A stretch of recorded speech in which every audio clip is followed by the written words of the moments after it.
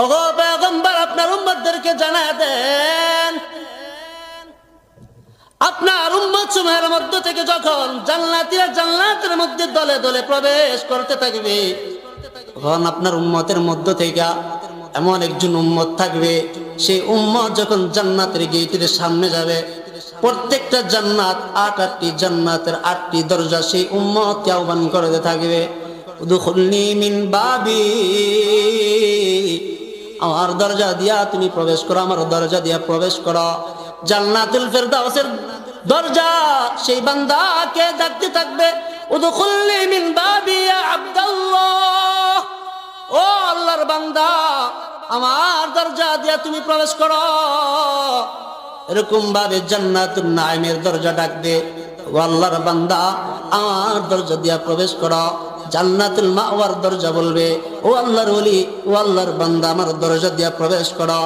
ও উম্মতেরা, জানুনি জানুনি সেই বান্দাটাকে, সেই উম্মতটাকে, সেই উম্মত আর কেউ না, আমার বিশ্বস্ত সঙ্গী, আমার বিশ্বস্ত সহচর, যার সম্পদের মাধ্যমে আমি রাসূল সব চাইতে বড় উপকৃত হয়েছি,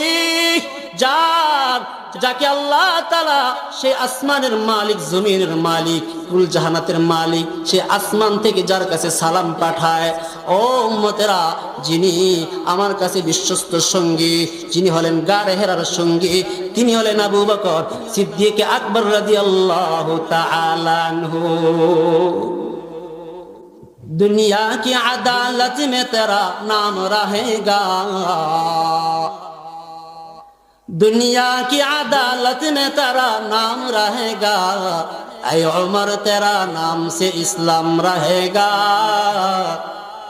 ऐ उमर तेरा नाम से इस्लाम रहेगा, दुनिया की सदाकत में तेरा नाम रहेगा, दुनिया की सदाकत में तेरा नाम रहेगा, ऐ सिद्दीक तेरा नाम से इस्लाम रहेगा, ऐ सिद्दीक तेरा नाम से इस्लाम रहेगा, दुनिया की शजाअत में तेरा नाम रहेगा, दुनिया की शजाअत में तेरा नाम रहेगा, ऐ उस्मान तेरा नाम से इस्लाम रहेगा।